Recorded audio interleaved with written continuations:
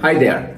Today I'll talk about 10 tips on how to turn your business or your personal life around. If you are in red, either in your company or your personal finance, check this out.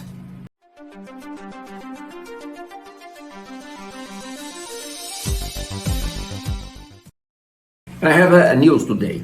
Watch until the end and please subscribe in my website in the link below. Put your name, your email, or your telephone. I will choose 3 persons that during the month of December that has subscribed to it to give a mentorship, the value around $200 per hour.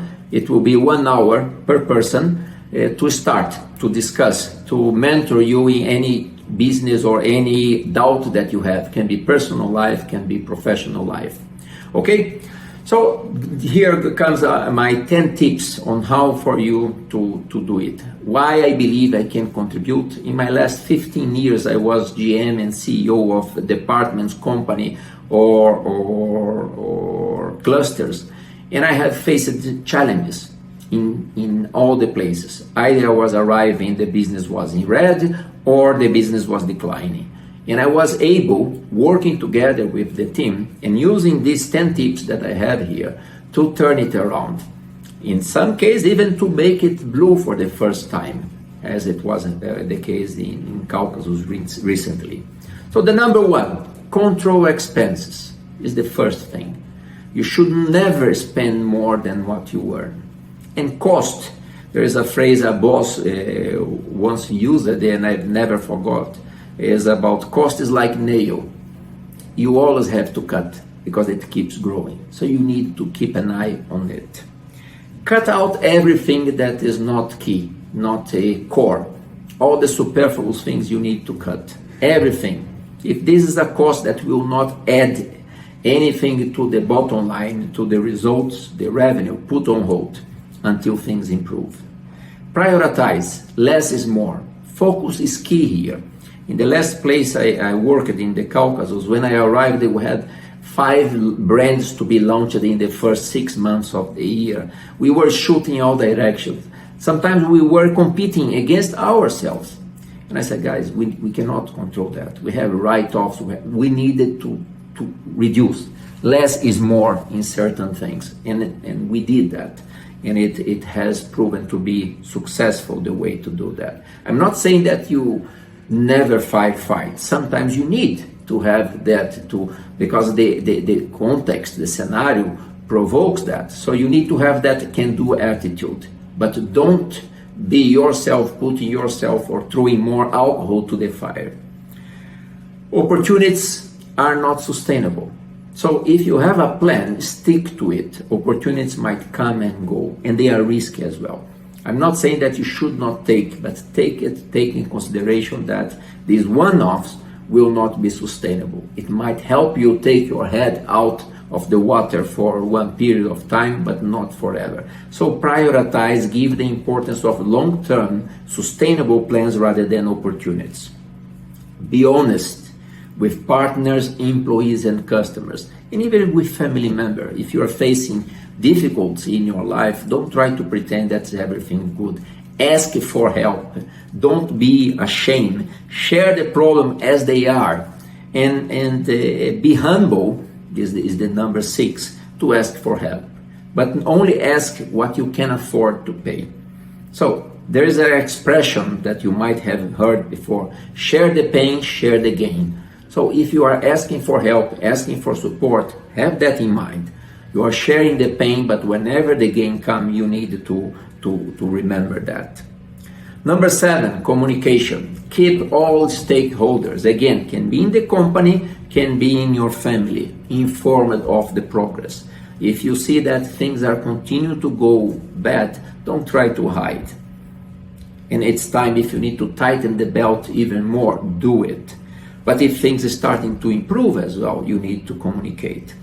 So the communication here, more is less, because if you give a void, people will try to fill the gap, and they might say some corridor talks, some gossips, and guess what? Maybe 20-30% of that might be true, but the rest 70 to 80% is only terrorism, and does not add, does not help. So even if the news are bad, it's better that it comes from you to explain what is happening than for them to use this practice. And if you don't know, you tell as well that you don't know. You don't need to be a superhero. And if you can't tell because of any issue, or because you say that this is information that is confidential. I can guarantee only that we will treat you well, but I cannot share it now. It's better, the credibility. And again, if you don't know, say it. The vulnerability of a boss is something that should not be seen as a weakness.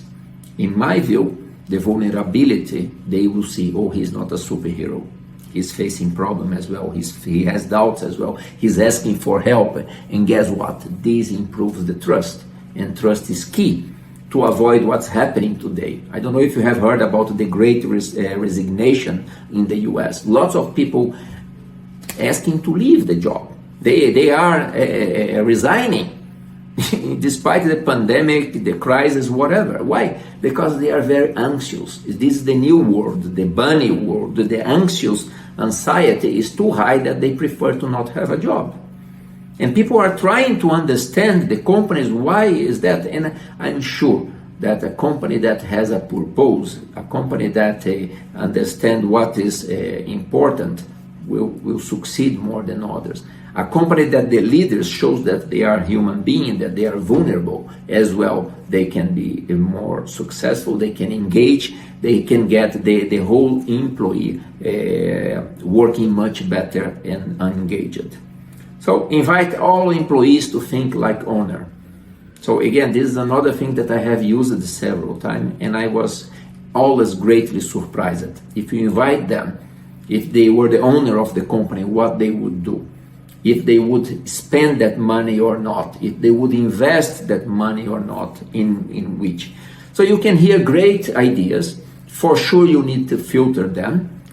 Some will be possible or not, like it depends on the regulation. Someone might say in this period of time it's better that we all share a little bit the pain, that we reduce our salary, work less, to avoid firing other employees, to reduce our bonus. In other countries, that's not legal, not allowed. So you need to really think out of the box, but consider what is possible or not to be done. But remember, when I mentioned share the gain, pain and share the gain, when things get better, remember to treat them like owners as well. So share the prize. And I have an example. When I started working in the company, it was my first managerial job. I joined as a trainee, and it was my first time in sales and marketing. I didn't know much about that. I needed to ask help and to share that, look, yes, you are much better than me. Most of the sales rep had the age to be my father, and I was not hiding that they knew much better than me. But in the other hand, I was much better in controlling, managing, doing, using the Excel to share their sales objective, their sales target in a better way. I used it to invest 2-3 days to share it accordingly based on the last 8 weeks of sales, using the weight of each week of each day of the week, to use the seasonality, and so instead of only 70% of their sales rep achieving the objective, it increased to more than 90%. And they realized that I was contributing in an area that I could, that I was fighting for a more realistic objective. And then in the first year we had a national campaign. It was a car, the size of the prize. It was a 6-month campaign. It was not only sales, it was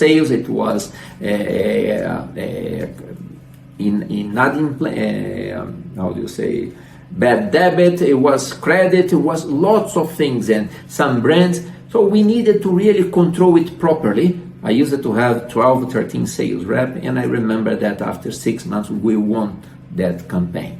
I won a car. And guess what? As I promised to them, I shared part of the car with them. We did a barbecue. We have some pictures here, and I give a check of part of the car to all of them. So, and I still know them. Some of them still contact me, and it has more than 25 years ago that has happened. And this should be the principle. You share the gain, the pain, you should share the gain as well. And the last one, be optimistic. It's the same effort to be pessimistic, but being optimistic, the energy is a different, the vibe is a different level. So anyway, everything passes, as the difficulties will pass as well. Think about it. So in a nutshell, don't spend more than what you earn.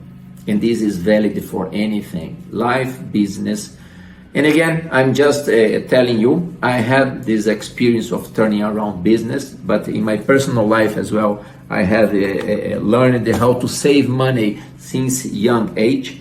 And if you want to be one of the mentees that I will give 1 hour mentorship, please subscribe, leave your email and your phone number. And during January, I will do this 1 hour mentorship with 3 that will be randomly chosen among us all that subscribed here. Okay? So if you're enjoying it, please subscribe, give a thumbs up, share with your friends. Leaders Talk. Cheers.